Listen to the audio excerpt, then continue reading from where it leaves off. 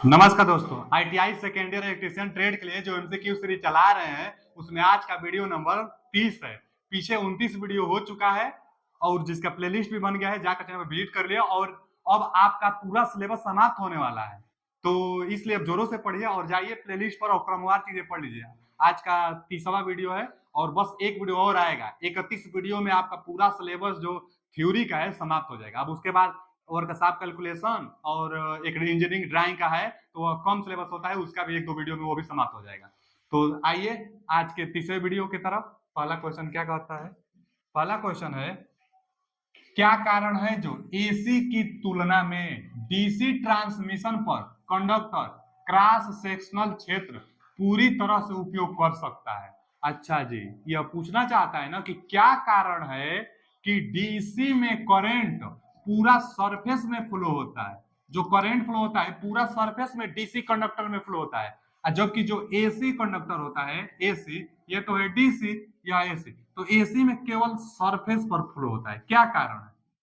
क्या कारण है कि केवल सरफेस पर, केवल बीच में करंट नहीं फ्लो होता है? जो नहीं जानता है जान लीजिए, एसी करंट में बीच में करंट नहीं फ्लो होता है, केवल सरफेस पर होता है, जबकि डीसी में पूरा सरफेस पर होता है। क्या कारण है, यही पूछा है। तो इसको स्किन इफेक्ट कहते हैं। तो पहले तो इसमें जवाब मिल गया कि नो स्किन इफेक्ट। डीसी में स्किन इफेक्ट नहीं होता है। स्किन इफेक्ट इसी को कहते हैं। तो डीसी में स्किन इफेक्ट नहीं होता है, तो यही कारण है कि पूरा सरफेस से फ्लो होता है। हाँ, क्यों नहीं होता है? क्योंकि इसका frequency zero. Skin effect frequency पर निर्भर करता है और इसका फ्रीक्वेंसी जीरो होता है, इसलिए इसमें स्किन इफेक्ट नहीं होता है, पूरा सरफेस पर करंट फ्लो होता है। जबकि अल्टरनेटिंग करंट है, वेरिएबल करती रहती है, मैग्नेटिक फील्ड बनता है, इसलिए केवल सरफेस पर फ्लो होता है, फ्रीक्वेंसी भी होती है। अब सरफेस पर जब फ्लो करेगा तो स्किन इफेक्ट कहलाता है। तो स्किन इफेक्ट है तो पूरा सरफेस पर करंट नहीं फ्लो हो पाती है। तो डीसी में स्किन इफेक्ट नहीं होता है, इसीलिए पूरा सरफेस पर करंट फ्लो होता है। आते हैं अगले क्वेश्चन की तरफ। अगला क्वेश्चन क्या है? डिस्क पिन इंसुलेटर बाहरी सतह को ग्लेजिंग द्वारा क्यों बनाया गया है? यह किनारों को अंदर की तरफ से क्यों झुका रहता है? जैसे देखिए, हम बना ही देते हैं। जो इंसुलेटर होता है ना, डिस्क टाइप, यही ना है, मान लीजिए। और क्या होता है कि यहाँ से कंडक्टर जाता है और इसको क्या करता है, पिन से बांध बांध दिया जाता है। यह एक पिन टाइप इंसुलेटर है। क्या है? पिन टाइप इंसुलेटर है। तो पूछ रहा है ना कि किनारों से झुका हुआ क्यों रहता है? तो भैया, ग्रेजिंग मतलब हुए घटते हुए, कमी होते हुए। तो आप भी देखे होंगे अपने घर से बाहर जब जो ट्रांसमिशन लाइन जाती होगी, लो टेंशन चाहे हाई टेंशन, लो टेंशन, कोई भी, जो डिस्क बनाया गया होता है, चाहे पिन इंसुलेटर, जो इंसुलेटर बनाया होता है जिस पर तार बांधा रहता है, तो वह किनारों से झुका टाइप का रहता है। एकदम सरफेस एकदम मुलायम, एकदम मुलायम उसकी सरफेस रहेगी और किनारों से झुका हुआ रहेगा। क्यों? क्योंकि वर्षा की पानी हो तो आसानी से बाहर चली जाए, नहीं तो खतरा हो जाएगा ना, पानी रुकेगा तो पानी न रुके वर्षा ऋतु में। तो वही कि अंदर की तरफ झुका हुआ क्यों होता है, ग्लेजिंग क्यों होता है, घटते क्रम में क्यों होता है डिस्क पिन टाइप इंसुलेटर? तो क्योंकि वर्षा ऋतु में निरंतर जल प्रवाह को बनाए रखता है, मतलब निरंतर जल प्रवाह को कर दे, इसलिए ग्लेजिंग कर दी जाती है। अगला क्वेश्चन क्या है? यह क्या है भैया? ज्वाइंट एसीएसआर ट्रांसमिशन लाइन में ओवरहेड है तो ट्रांसमिशन लाइन है, और ओवरहेड लाइन में एसीएसआर का प्रयोग करते हैं। यह कनेक्शन किया गया है तो joint for ACSR, joint for ACSR. अगला क्वेश्चन क्या है? ओवरहेड लाइन फिर गया। ओवरहेड लाइन में इस्तेमाल होने वाली एसीएसआर कंडक्टर, अभी हम बताए ना, ओवरहेड लाइन में एसीएसआर का प्रयोग करता है। तो एसीएसआर कंडक्टर में स्टील का क्यों प्रयोग किया जाता है? हाँ, एसीएसआर होता है ना, इसका फुल फॉर्म क्या होता है? एल्यूमिनियम कंडक्टर स्टील रेनफोर्स, माने स्टील का भी प्रयोग होता है, स्टील रेनफोर्स। तो एल्यूमिनियम कंडक्टर स्टील रेनफोर्स होता है। तो जो स्टील का प्रयोग क्यों किया जाता है? क्योंकि मैकेनिकल स्ट्रेंथ को बढ़ाने के लिए, वायर हमारा आसानी से टूट न जाए, वायर में शक्ति बनी रहे, खिंचाव भी पड़े थोड़ा सहन शक्ति हो, स्ट्रेंथ मजबूती लाने के लिए स्टील का प्रयोग करते हैं। स्टील बीच में होता है, अब ऊपर ऊपर क्या होता है? एल्यूमिनियम। क्योंकि बीच में करंट फ्लो होती नहीं है, इसलिए स्टील का लगा दो, स्ट्रेंथ बढ़ जाएगी। तो स्ट्रेंथ को बढ़ाने के लिए C option is right, increase strength, यानी C option is right answer. अगला क्वेश्चन क्या है? किस प्रकार का एसी प्रसारण सार्वभौमिक रूप से अपनाया जाता है? मतलब which type of AC transmission line universally use? तो भैया, एसी जो ट्रांसमिशन लाइन होती है, डिस्ट्रीब्यूटर लाइन नहीं कह रहे हैं। जहां से आप सप्लाई लिए हैं इसको हम नहीं कह रहे हैं, ये तो डिस्ट्रीब्यूटर लाइन है। हम एसी ट्रांसमिशन लाइन कह रहे हैं। बड़े बड़े पोलों पर जो लाइन जाती है उसमें थ्री फेज होता है, थ्री फेज थ्री वायर होता है।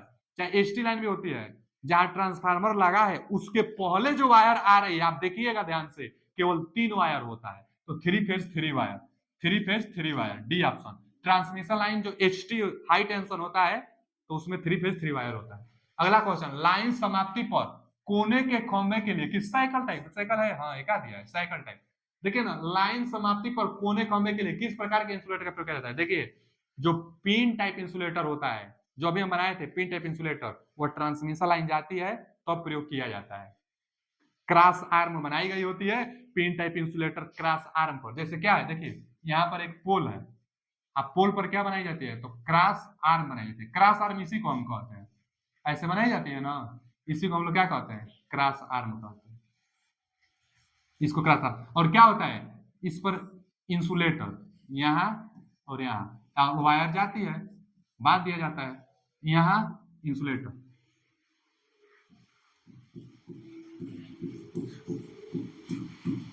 वायर को बांध देता है। तो इंसुलेटर लगाने के लिए क्रॉस आर्म बनाई जाती है, इंसुलेटर लगाने के लिए क्रॉस आर्म बनाई जाती है। तो यही पूछा है कि क्रॉस आर्म किसके लिए, तो इंसुलेटर के लिए। इंसुलेटर ये पी टाइप इंसुलेटर है, लेकिन कभी कभी ना जब लास्ट पोल होता है हमारा, लास्ट पोल होता है, तो यहाँ पर एक और हम लोग इस्तेमाल करते हैं, उसको कहते हैं ना कौन सा इंसुलेटर, तो सेकल इंसुलेटर। बीच में गोलाकार रहता है और ऐसे रहता है, और यहाँ जाएगा इसी में वायर को हम लोग बांध देते हैं, तो साइकिल टाइप इंसुलेटर। अभी आएगा इमेज आगे, चाहे पिछला वीडियो में शायद पूछा था, फिर आगे अभी आएगा, हम दिखा देंगे। साइकिल इंसुलेटर क्या होता है, लास्ट जब ट्रांसमिशन लाइन समाप्त जहां होने वाली होती है उसी में लगाकर अंत कर दिया जाता है। अच्छा, लो टेंशन में, हाई टेंशन में ना स्ट्रेन टाइप, लो टेंशन, इसमें हाई टेंशन बोला नहीं है, बस लाइन समाप्ति के लिए बोला है, तो लाइन समाप्ति पर साइकिल इंसुलेटर का प्रयोग किया जाता है। अगला क्वेश्चन क्या है, बाइंडिंग वायर गैप को बहुत पास रखने से पिन इंसुलेटर में बहुत टाइट का क्या कारण है, तो भैया स्पार्किंग को कम कर देगा, स्पार्किंग से बचाएगा। नहीं एकदम पास एकदम टाइट कनेक्शन करते हैं, बांधते हैं वायर को, बाइंडिंग करते हैं एकदम पास और अच्छा से, क्योंकि स्पार्किंग न हो। तो वही पूछा है कि बहुत पास रखने और पिन इंसुलेटर में बहुत टाइट से बांधने से क्या कारण है, तो वाइड स्पार्किंग को दूर करता है, मतलब स्पार्किंग कम करता है। अगला, ओवरहेड लाइन आ गया पर उपयोग किए जाने वाले कंडक्टर का क्या नाम है, तो ACSR, अभी तो आया है, एल्यूमिनियम कंडक्टर स्टील रेनफोर्स। तो क्या ACSR का प्रयोग किया जाता है ओवरहेड लाइन ट्रांसमिशन लाइन में। विद्युत खंभे में प्रयुक्त क्रॉस आर्म, देखो अभी तो हम बताए जस्ट कि विद्युत खंभे में प्रयुक्त क्रॉस आर्म का मुख्य उद्देश्य क्या है, तो पिन इंसुलेटर को अटैच करना। देखिए हम अभी यहाँ बनाए हैं, ये है क्रॉस आर्म। क्रॉस आर्म का क्या काम है, पिन इंसुलेटर को बांध कर रखना। तो यही पूछा है यहाँ पे, क्या पूछा है, अगला क्वेश्चन जो था ये वाला कि विद्युत खंभे में प्रयुक्त क्रॉस आर्म का क्या उद्देश्य है, तो सपोर्ट कंडक्टर को नहीं, ओवरहेड लाइन पर इंसुलेटर पकड़ना, तो यही सही है, इंसुलेटर को पकड़ कर रखता है क्रॉस आर्म, तो B option is right answer. अगला क्वेश्चन क्या है कि HT लाइन, फिर आ गया हाई टेंशन ओवरहेड लाइन के अंतरिम सिरों पर किस प्रकार का प्रयोग किया जाता है, तो हम अभी बताए थे ना, सेकल टाइप का प्रयोग, हाई टेंशन के लिए नहीं, लो टेंशन जब होएगी ना, चाहे हाई टेंशन नाम नहीं लेगा, तो अंतरिम सिरा माने ट्रांसमिशन लाइन जहां जाकर समाप्त होगी, तो सबसे लास्ट पोल पर सेकल टाइप इंसुलेटर का प्रयोग किया जाता है। लेकिन हाई टेंशन रहता है तो स्ट्रेन टाइप। कैसे बनता है स्ट्रेन टाइप, तो स्ट्रेन टाइप ऐसे ही रहता है, और यहीं पर क्या होगा, अब कंडक्टर आकर हमारा समाप्त हो जाएगा, अब यहाँ पर क्या रहता है, पोल रहता है, तो स्ट्रेन टाइप ऐसे रहता है। इसी को डिस्क टाइप भी कहते हैं, तो डिस्क टाइप इंसुलेटर क्या दिया, disc insulator, disc strain type. Strain है मतलब और एक होता है ना सस्पेंशन, तो सस्पेंशन में ना ऐसे रहता है, मतलब वर्टिकली रहता है तो उसको सस्पेंशन कहते हैं, हॉरिजॉन्टली है तो इसको स्ट्रेन कहते हैं, इसी को डिस्क टाइप कहते हैं। तो डिस्क टाइप इंसुलेटर लास्ट सिरे पर करते हैं, वो भी हाई टेंशन रहेगा तब, और जब लो टेंशन रहेगा तो साइकिल टाइप। तो यहाँ पर डिस्क टाइप चाहे स्ट्रेन टाइप, लास्ट सिरा इसलिए। क्या है अगला क्वेश्चन कि AC पावर ट्रांसमिशन का क्या फायदा है। अच्छा, AC क्यों नहीं DC का ट्रांसमिशन किया जाता है, AC पावर ट्रांसमिशन का फायदा क्या है, तो AC ट्रांसमिशन पावर का फायदा यही है कि आसानी से अपनी आवश्यकता अनुसार स्टेप अप और स्टेप डाउन कर सकते हैं, माने वोल्टेज को बढ़ा सकते हैं, वोल्टेज को कम भी कर सकते हैं। तो इसमें से देखिए यहाँ दिया है, वोल्टेज को स्टेप अप किया जा सकता है और आसानी से स्टेप डाउन किया जा सकता है। जबकि DC अगर हो जाता ना तो DC अच्छा होता है, DC में लॉसेस, कोरोना लॉसेस नहीं होता है, स्किन इफेक्ट नहीं होता है, लेकिन स्टेप अप स्टेप डाउन नहीं है। बहुत सारी कंपनियां हैं जिसको हाई वोल्टेज चाहिए, और हाई वोल्टेज करने से लॉसेस कम होता है एसी में, तो एसी में इसलिए हाई वोल्टेज, और हाई वोल्टेज पर कंट्रोल सर्किट जितना होता है बना एसी के लिए, control circuit, circuit breaker, switch gear, lightning arrester, ये सब बनाना एसी के लिए आसान है, इसीलिए एसी का ट्रांसमिशन किया जाता है, डीसी का नहीं किया जाता है। डीसी में प्रॉब्लम होती है कि स्टेप डाउन स्टेप अप किया ही नहीं जा सकता है, तो एसी का क्यों किया जाता है, क्योंकि स्टेप अप और स्टेप डाउन किया जा सकता है। अगला क्वेश्चन, एसीएसआर का मतलब फिर आ गया, कितना बार आएगा, ये हम बार बार बता रहे हैं। एसीएसआर का मतलब aluminium conductor steel reinforce, D option is right answer. अगला क्वेश्चन, ओएच ओवरहेड लाइनों में क्रॉस आर्म का उद्देश्य क्या है, अभी हम बताए थे ना, क्रॉस आर्म तो इंसुलेटर को पकड़ना, इंसुलेटर को पकड़ने के लिए, पोल को अधिक सहारा देने के लिए, कंडक्टर को पकड़ने के लिए, खंभों के बीच रेखाओं को शिथिल करने के लिए, इंसुलेटर पकड़े हुए कंडक्टर के लिए, ठीक बा, इंसुलेटर पकड़े हुए कंडक्टर को जकड़ने के लिए, तो D option is right answer. Cross arm insulator पकड़े हुए कंडक्टर को जकड़ने के लिए। भूमिगत केबल की तुलना में ओवरहेड लाइन का क्या फायदा है, क्यों नहीं अंडरग्राउंड ट्रांसमिशन लाइन की जा रही है, ओवरहेड क्यों ट्रांसमिशन लाइन ज्यादा की जाती है, क्योंकि फॉल्ट ढूंढना आसान होता है, ओवरहेड लाइन में फॉल्ट ढूंढना आसान होता है, इसलिए ओवरहेड लाइन की ट्रांसमिशन लाइन की जाती है। तो सार्वजनिक सुविधा और दोष की पता लगा, हाँ, दोष आसानी से पता लगाने के लिए बी ऑप्शन, ओवरहेड लाइन का ट्रांसमिशन लाइन से क्या फायदा हो, आसानी से फॉल्ट पता करने के लिए। आगे, ट्रांसमिशन लाइन वोल्टेज को किस स्थान पर उपभोक्ता आपूर्ति वोल्टेज से ले जाता है, तो भैया इसको डिस्ट्रीब्यूटर सब स्टेशन कहते हैं। सेकेंडरी माइनिंग और मोबाइल स्टेशन तो होगा नहीं, यही एक बच गया। और आप जान भी लीजिए कि जहां से जिस ट्रांसफार्मर से आप अपने घर में सप्लाई लाते हैं ना, उसी को हम लोग डिस्ट्रीब्यूटर चाहे डिस्ट्रीब्यूशन क्या कहते हैं, तो सब स्टेशन कहते हैं, क्या, तो डिस्ट्रीब्यूशन सब स्टेशन कहते हैं, डिस्ट्रीब्यूशन सब स्टेशन। एक होता है केवल सब स्टेशन, सब स्टेशन जहां पर हाई वोल्टेज आता है उसको कहते हैं। 11 केवी की लाइन सब स्टेशन से आपके यहाँ आता है, और आपके घर के सामने जो ट्रांसफार्मर लगा रहता है वह ट्रांसफार्मर ही डिस्ट्रीब्यूशन सब स्टेशन होता है। तो डिस्ट्रीब्यूशन सब स्टेशन जो सप्लाई हम लोग को देता है। आगे, यदि डिस्क इंसुलेटर क्षतिग्रस्त हो जाता है, डिस्क इंसुलेटर जैसे अभी हम बताए थे ना, जैसे देखिए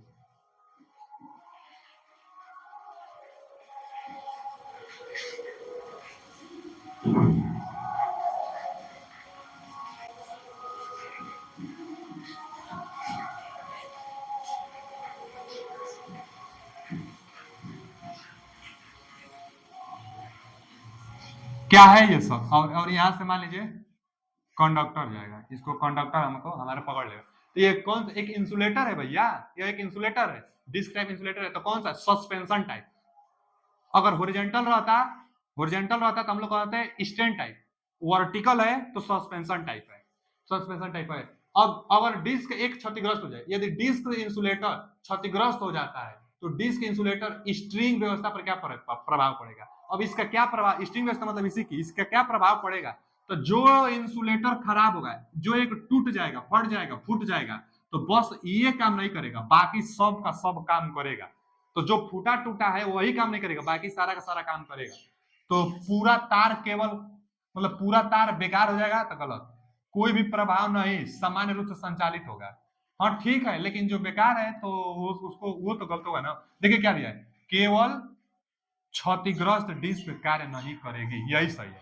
only the damage disc will not be function, जो केवल क्षतिग्रस्त डिस्क है वह काम नहीं करेगी, बाकी सब काम करेगा। अब दिया समवर्ती, तो ये भी नहीं, बस क्षतिग्रस्त डिस्क काम नहीं करेगा, बाकी सब काम करेगा। अगला क्वेश्चन क्या है, जोड़ों को बांधने वाले एल्यूमिनियम क्रोड वाले कंडक्टरों पर स्पार्किंग को कैसे रोका जाता है, तो भैया जोड़ पर स्पार्किंग को कैसे रोका जाता है, टाइट बांध कर, जो बांधिए उसको, जो ज्वाइंट करिए, एकदम टाइट ज्वाइंट करिए, पास पास ज्वाइंट करिए, माने जो केबल लपेटे एकदम पास पास, और टाइट फिटिंग होनी चाहिए। तो बांधने वाले घुमावों को पास पास रखना, हाँ ये तो रखेंगे के बाद, लेकिन टाइटो रखे पड़े, बांधने वाले घुमावों को कस कर रखना, ये सही है, बांधने वाले घुमावों को कस कर रखना। और भी पढ़ लेते हैं, कंडक्टरों को नीचे गार्ड तार का प्रयोग करके नहीं, और एक से अधिक बांधन प्रयोग करके, लेकिन सबसे ज्यादा B option is right answer. क्यों, क्योंकि बांधने वाले घुमाव को कस कर रखना, वेरी टाइट, बहुत टाइट बांध देंगे ना तो स्पार्किंग नहीं आएगी, तो B option is right answer. आज के लिए इतना ही, कल के वीडियो में हम सारा सिलेबस समाप्त कर देंगे ट्रेड थ्योरी का जो आपके सिलेबस में है, उसके बाद इंप्रूवेबिलिटी स्किल तो चल ही रहा है, इंजीनियरिंग ड्राइंग और वर्कशॉप कैलकुलेशन वाला अध्याय जो है 3-4 वीडियो उस पर भी आएगा, वो भी समाप्त हो जाएगा। उसके बाद फास्ट ट्रैक रिवीजन आपके लिए हम लाएंगे। तो पढ़ाई आपको करनी है, अच्छे से पढ़ाई कीजिए। यह तो अब समाप्ति होने वाला है, कल के लिए बस लास्ट वीडियो है। तो थैंक यू, धन्यवाद।